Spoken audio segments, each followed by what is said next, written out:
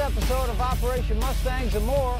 I got a best of show going here. Yeah, best of my test drives with a couple of not seen clips before, things that you guys haven't seen that I've been keeping in the can. Also, I got a few how-tos, my viewers' rides. You guys have been sending me in a lot of clips of your cars, little pictures. Appreciate that. I got a nice little segment going for that. The how-tos, and of course a little bit of shop reality. So stay tuned for this week's show.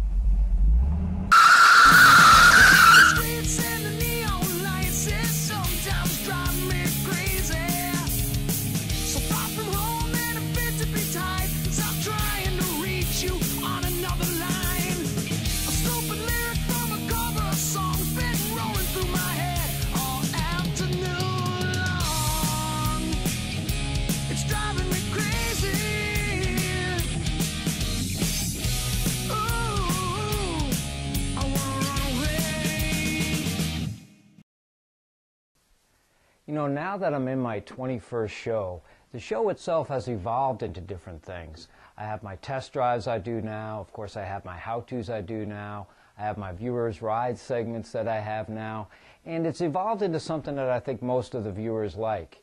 Of course, the show really does revolve around trying to put together these how-to things for people to do in their garage at home. But the test drives also give people an insight of what's going through my mind after doing this stuff for 30 years and test driving these cars. So these are my best of ones. These are ones that I think are really cool test drives. And peppered between them are little outtakes and little pieces of footage that just never made it to the test drive segments themselves. Check it out. I think it's a lot of fun. Red light on? Is the red light breaking? Yeah, red light's breaking. Okay, you want? No, no. You want me to go? Yeah, why don't you go on? Tell me when you're ready. Huh? Yeah. We're ready? All right. Take one.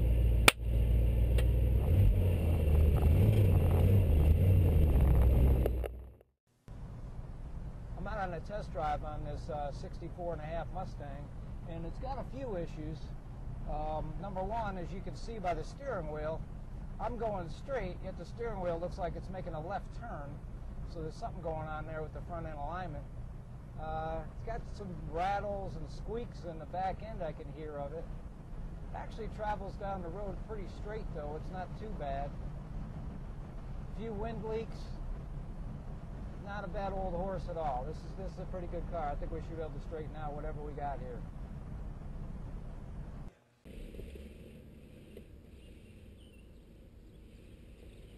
Go ahead. You just make believe you're driving. Okay.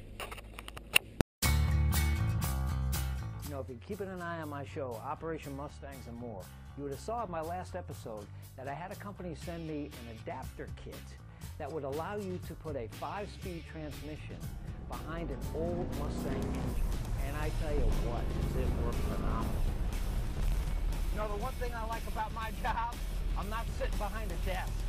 I get to drive Mustangs all the time and classic cars all the time. How cool is that? And in last week's episode, we covered the 5-speed transmission conversions, meaning that there's a company out there called Cal Pony Cars that makes an adapter kit so you can bolt a 5-speed transmission behind your early Mustang engine. And man, is it nice. I mean, this is the end result. We're cruising around here. This thing is basically doing maybe 1,200 RPM, and we're just like gliding along. It's so great. We're gonna probably put a gear in this thing now, meaning that it's got like a 300, maybe a 325 gear in it. We're gonna step it up to maybe a 373 or maybe even a 411. But let me do some downshifts. I'll show you how this thing works. See, right now I'm in fourth, and this is even with the ratios that this transmission has in it. It still is a better ratio than what the 4-speed had in it in its day.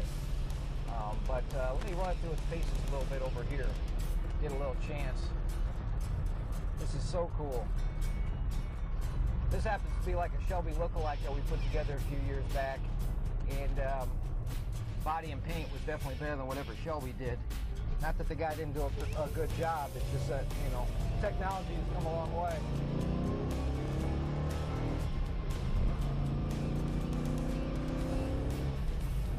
I'm only in fourth. I still got fifth gear to go.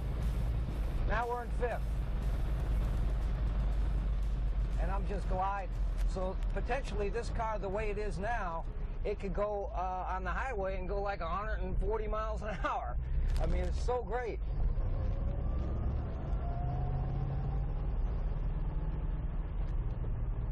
Here, I'll come to a dead stop and run it through its 5 gears.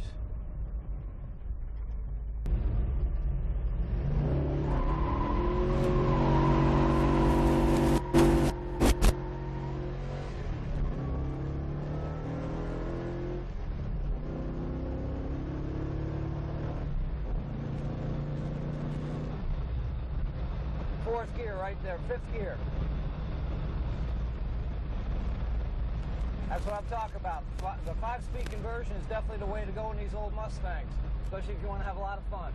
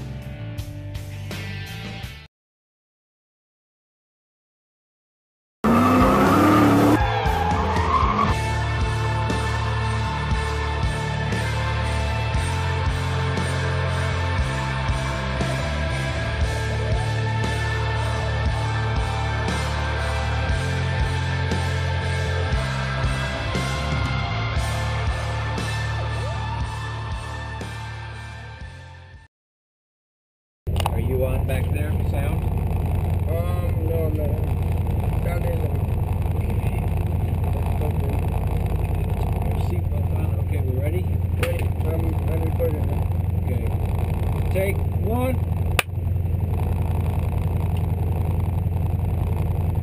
Yep.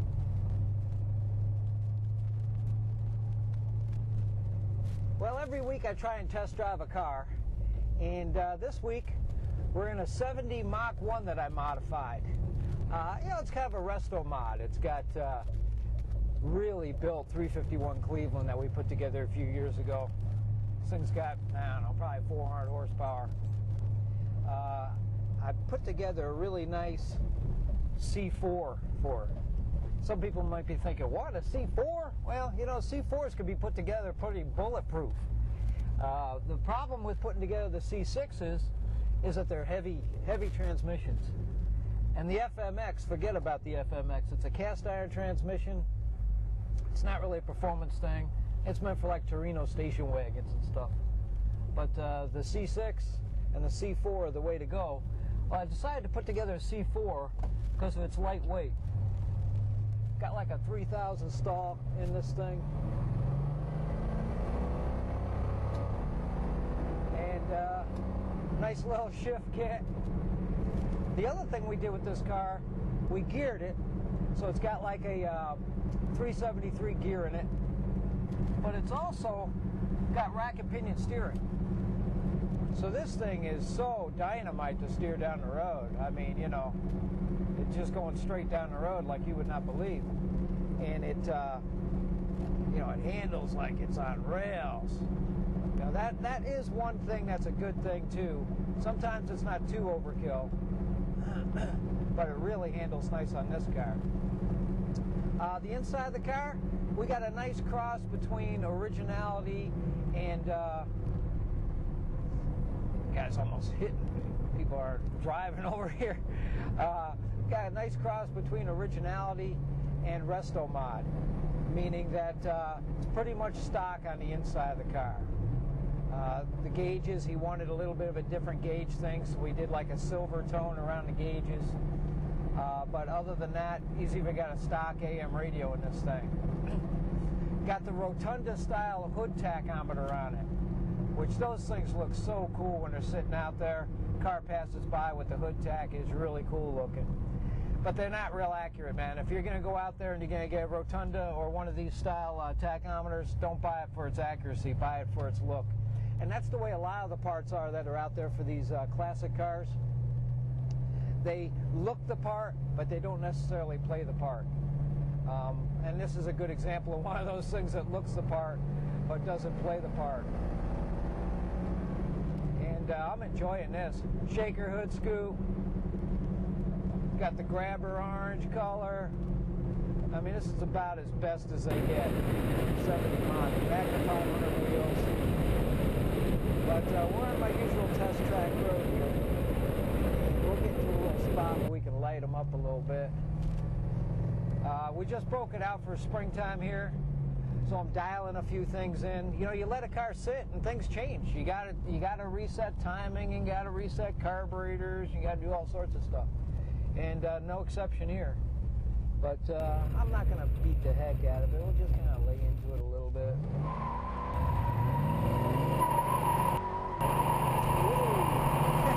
Well, I guess I laid into it a little bit.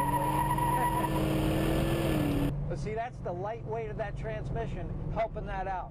For every 100 pounds that you can save off an automobile, adds to 1/10 of a mile shave off your quarter-mile times.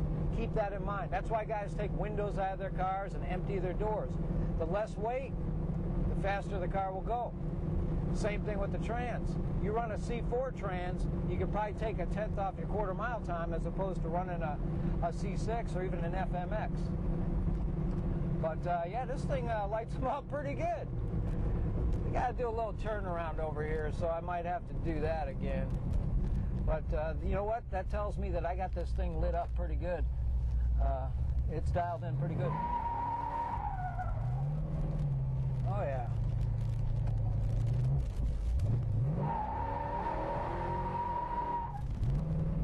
Yeah, man, I guess we did a pretty good job on this one. Feels good. Feels real good. And it's got the Cleveland 351 in it. You know, the 351 Windsors, good motors. I got no complaints with them. And the 351 Clevelands, great motors too. They're a little bit archaic. They're like dinosaurs, but you get a good 351 Cleveland running, man. That'd blow away a 351 Windsor. And they look so cool too. They're big motors. They got like these big old valve covers on them. They're great. No, I like this car. We're having a lot of fun with this. Well, let's head back to the shop and see what else we got. For the car show this weekend? And I got a hot deal, too. You think? Think again. Oh, man. Tired of back orders? You need NPD. With 4 strategically located superstores, orders are shipped direct to your door within 1 to 3 business days. National Parts Depot has quality restoration parts for Ford Truck, Mustang, Camaro, Chevelle, and Firebird. For your free catalog, visit NPD online or call toll-free.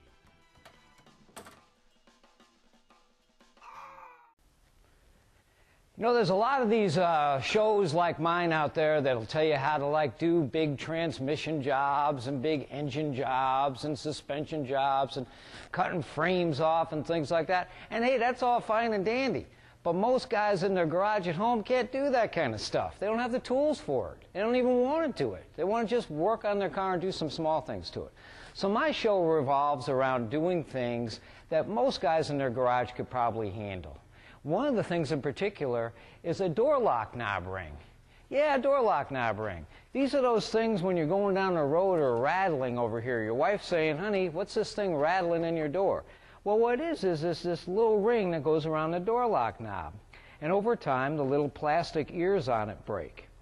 So the fix for that is to take the door lock knob off just by unscrewing it. And this thing by now is just laying there. Now what you got underneath here are these little tabs that kind of hold it into the middle of the door. Kind of snap fit into place. You can actually see how the old one is actually yellowed too compared to the new one that's nice and white and clear. So what you do, you take the door lock knob off, you remove the old door lock ring, you put this thing into place and you kind of just center it on there. Now here's the trick, guys. You get yourself just this little socket, little 1/4-inch drive socket, set it on here like that with a small hammer and just gently give it a little snap. And voila, goes right into place. It's snapped all the way in that metal opening there. Now put your door lock knob back on. And now you got one less rattle in your old Mustang. Because I tell you what, there's enough rattles in old classic cars. If you can eliminate one, you've done pretty good for yourself. Nice, huh? So here's something that you guys can do at home. You don't have to be doing big transmission jobs. You don't have to be doing frame work. You can do something little. Stay tuned because Viewers Rides is up next. Hi, the Doc here from Mustang Restorations. You know, in over 30 years of restoring these old classics, I've dealt with a lot of companies. And Dallas Mustang has been with me since the 1980s. If you go to their website, dallasmustang.com, you'll see parts for the 64 to 73 car, the Fox body car, and of course all that late model stuff that's out there.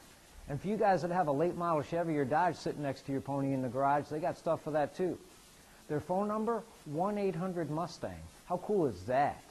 And if you give them a call, make sure you tell them that the Doc sent you. Okay, it's time for Viewers Rides. You know, this is a segment I started a few episodes ago on Operation Mustangs and More, and I tell you what, the response has been phenomenal. I didn't realize I had so many followers out there on Facebook and Twitter and all over the internet. But I could tell you one thing, that some of them, they need a little bit of work, and I can see why they're watching my how-to show. But check them out, they're all beautiful rides just the same.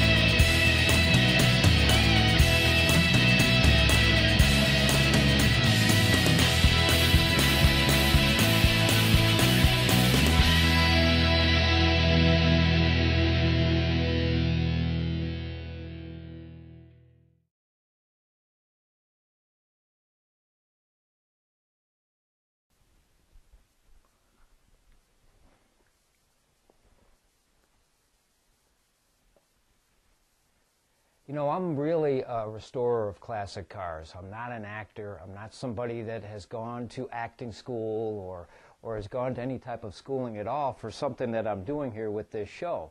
And of course what goes with that are a lot of different things that go wrong. Bloopers, things I say, things that just don't seem right that I do.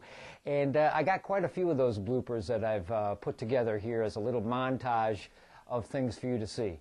Check it out. I tell you what, it's pretty funny stuff.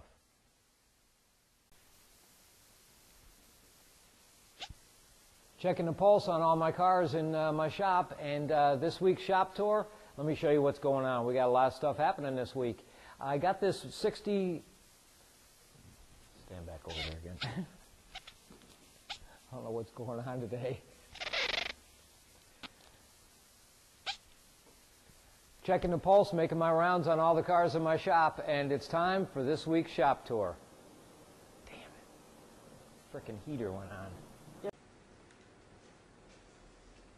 A couple of things I wanted to talk to you about that's happening in the news this week is the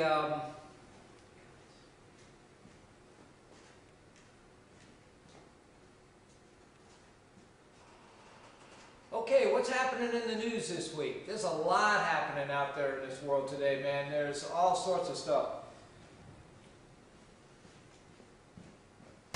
Next thing you're going to want to do to check it is to come on over here and disconnect the wire on the voltage regulator. This thing here. You look dark. Dad, he doesn't have one. Oh, he doesn't? No. You look dark. You want the battery back? Look, hold it. Yeah, I'm good with it. Well, then maybe we need to press this light thing. Hi, I'm Chris from Mustang Restorations out in Dundee, Illinois. We're going to check this and that. And over here we got a battery that we're doing over here. And then we're going to come over here and we're going to disconnect this thing and do this thing here. And then that is roughly the way it is. We're going to Okay. Coming up next, we're going to be pulling fenders off an old Mustang today. That's going to be a lot of fun. Radio removal. Had a customer call me up. Hey, Chris, how do you take a radio out of my old Mustang? We're going to show you how to do that too. Auction. I don't know if you guys have been keeping an eye on the auctions. I have, and they are going to amaze you on the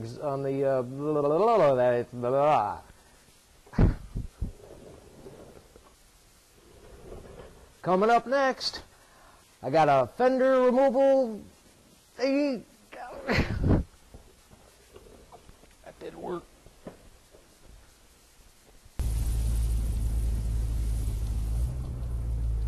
On this episode of Operation Mustangs and More, there's a problem with cars. What's the problem? Well, you can't get all this heat coming from out here and it's all going. All right, I'll go around again.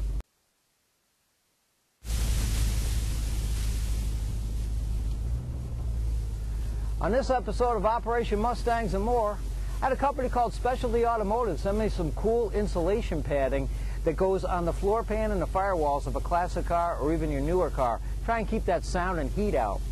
The Daily Herald Tribune, they sent me over a, gosh darn it.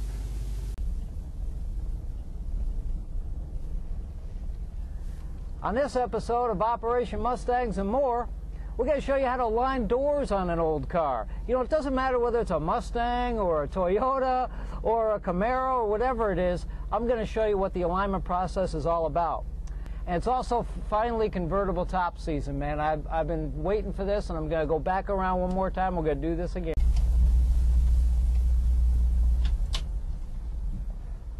On this episode of Operation Mustangs and More, we talked to Kerry the Car Show King, guy from Double K Productions.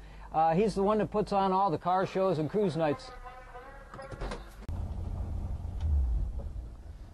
Is this thing cool or what? I've always loved the 57 T-Birds. On this episode of Operation Mustangs and More, we test drive the Mustang 2. It's a gold and black Cobra. Man, I tell you what, these things set the tone for a lot of new innovations on the Mustang 3s, as I call them, the Fox body cars, and the cars from there on in. I got a few how-tos. I got a whole new viewer segment. If you send me pictures of your car or video of your car, I'm going to post them on my show. And I got a few other goodies coming up, so stay tuned because we got a show coming up that I'm going to like go around and do this all over again.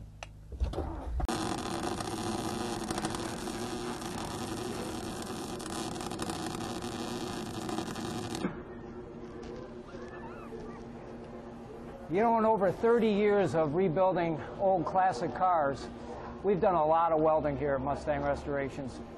And I've had a lot of welders. And I've been dealing through a company named HTP. They set me up with this pretty cool welder. It's a 200 amp. The thing I like about this thing is that it's heat settings. A lot of them have a heat setting, maybe 1 to 4 or 1 to 3 or 1 to 6 or whatever. This one not only has the 1 to 6 heat setting, but it's got this increment setting down here, meaning you can go to number 1 and then set it up to number 4 to get the maximum out of number 1. Then if that's not enough, go to number 2 and then back it off as far as your increments go there.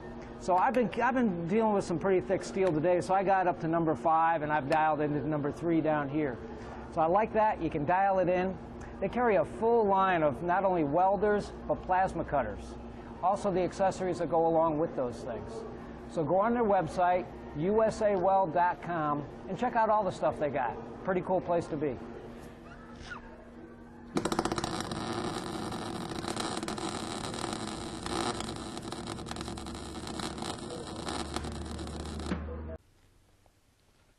Well, I asked for it and I got it.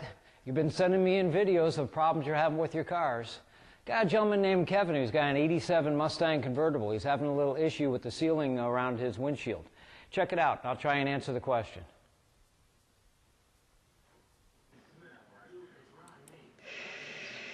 The question I have has to do with the padding or seals that go behind the reveal molding around the windshield.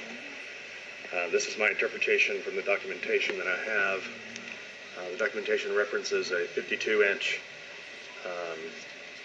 seal that's supposed to go here, and it says something about maybe on this backside a strip of silicone. I'm not sure quite where that would go. I have noted that on this backside where the windshield visor comes in, that on this side I've taken it off, but there was some butyl tape here. You can see it over here. It's still there. So I haven't removed that. I decided to stop. The other question I have, this windshield has been replaced. You see there's a gap here, and I'm wondering if I should fill that in so that it's flush with the frame.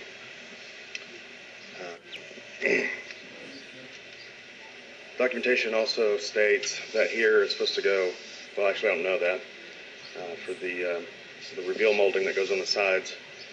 I remember when I took them off, there was what appeared to be a silicone here. You can kind of see the outline where it's left, just with these marks here.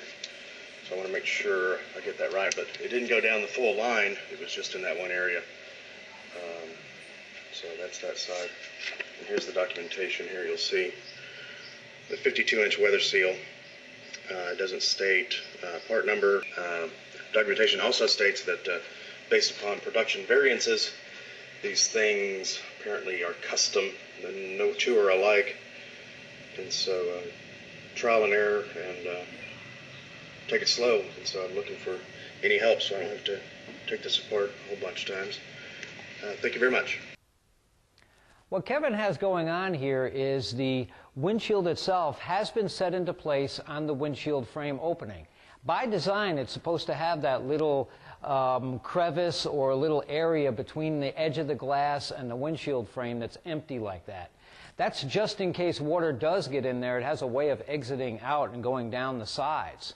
So I wouldn't go filling that in and trying to level that out with sealant. That's why there's no sealant there. The sealant is between the glass, the edge of the glass, and the windshield frame itself. That wide cushion strip that you see on there, now that you've taken those moldings off your windshield frame, that's there to cushion the moldings themselves. In other words, to keep them from rattling. The moldings don't really have a bunch of sealant on them.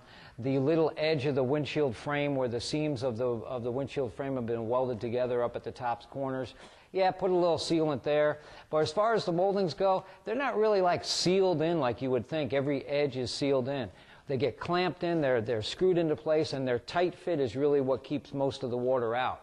Of course, the weather strip at the top of your convertible top frame, that plays a big role. And of course, the glass itself. Just make sure the glass itself is sealed well. And that's about the best you're going to be able to do with it. And then at some point, you can identify leak per leak per leak, and then go from there and fix it. So I hope that helps you out, Kevin. Keep sending me in those videos. I'll try and answer the questions for you.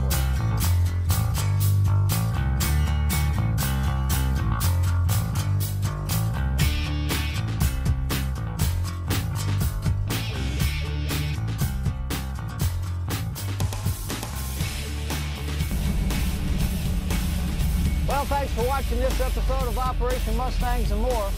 Keep sending me in those pictures. Send it in to mustangqa@sbcglobal.net. Also, check me out on my Facebook, facebook.com/Operation Mustangs. Send me videos, send me pictures, like me on my Facebook, and you can win. I'm giving away all sorts of stuff every week. Until next time, thanks for watching my show, and remember, this doctor, the doctor of restoration, I'm always in. Take care.